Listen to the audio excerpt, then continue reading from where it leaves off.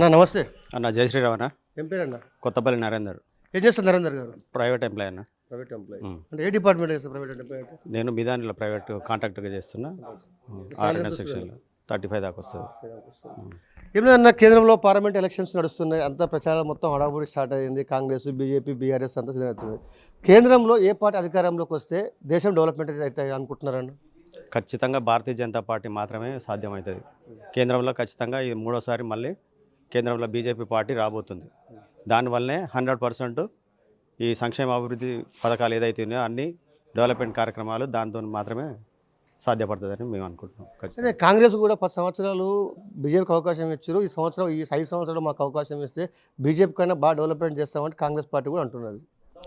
గత చరిత్ర చూసుకుంటే కాంగ్రెస్ గవర్నమెంట్లో 60 ఏళ్ళకి వెళ్ళి చూస్తున్నాము. స్కీమ్లు మొత్తం ఉగ్రవాద దాడులు ఇలాంటివే జరిగినాయి. కానీ చూడండి, బీజేపీ గవర్నమెంట్కి కాంగ్రెస్ గవర్నమెంట్కి ఉన్న స్పష్టంగా తేడా గమనిస్తే ఈ ఉన్న 10 సంవత్సరాలల్లో ఎలాంటి ఉగ్రదాడులు కానీ ఏది జరగలేదు ఇండియాలో.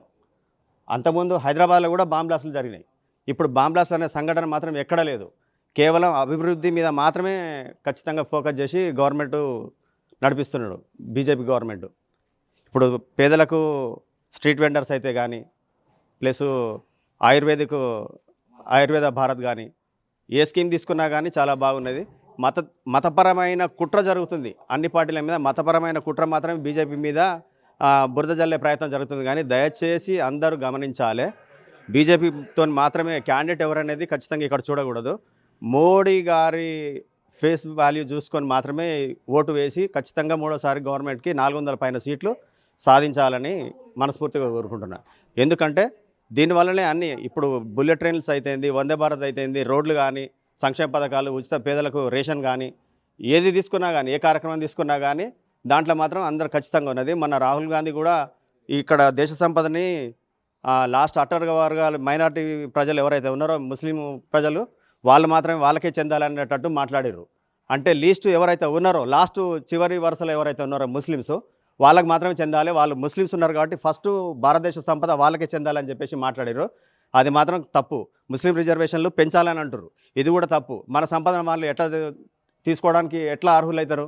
మన జనాభా ఎక్కువ జనాభా, వాళ్ళది కూడా తక్కువేం కాదు. మైనార్టీని అంటారు కానీ వీటితోనే అన్ని క్యాస్ట్లు అన్నీ కంపేర్ చేస్తే ఖచ్చితంగా వాళ్ళ జనాభా మాత్రమే ఎక్కువ ఉంటుంది.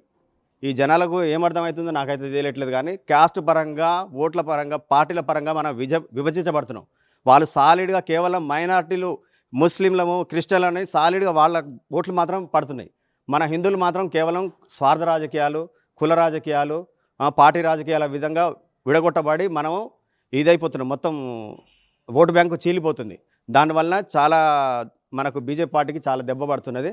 దయచేసి అందరూ బీజేపీ పార్టీకి ఖచ్చితంగా మాకుమ్మడిగా హిందువులు ఏకమై అంతా మాకు కేవలం ధర్మం కోసం, దేశం కోసం నిలబడే ఏకైక పార్టీ భారతీయ జనతా పార్టీ మాత్రమే. దీన్ని దృష్టిలో పెట్టుకొని అన్ని పార్టీలు, ఏ పార్టీ అయినా కానీ దేశం కోసం, ధర్మం కోసం పనిచేసే భారతీయ జనతా పార్టీని మాత్రమే అందరూ ఓట్లేసి గెలిపించాలని నేను కోరుకుంటున్నాను. ఇంకొకటి ఏంటంటే అందరు సోమరిపోతుల్లాగా ఓట్లు నాకేం అవసరం, నేను ఎందుకు వేయాలి అని చెప్పేసి వదిలేస్తున్నారు. దయచేసి ఓటు హక్కున్న ప్రతి ఒక్క హిందూ 100% ఓటు వేయాలి, భారతీయ జనతా పార్టీకి మాత్రమే వేయాలి. ఆయన శానంపూడి సైదిరెడ్డి వచ్చిండు, ఆయన టీఆర్ఎస్లో ఉన్నాడు, ఇవన్నీ దయచేసి మర్చిపోవాలి. కేవలం మోడీ గారిని గెలిపించడం కోసం మాత్రమే అందరూ కష్టపడి పనిచేయాలి. బీజేపీ పార్టీకి ఓటేసి గెలిపించుకోవాలి. థ్యాంక్ యూ అన్న.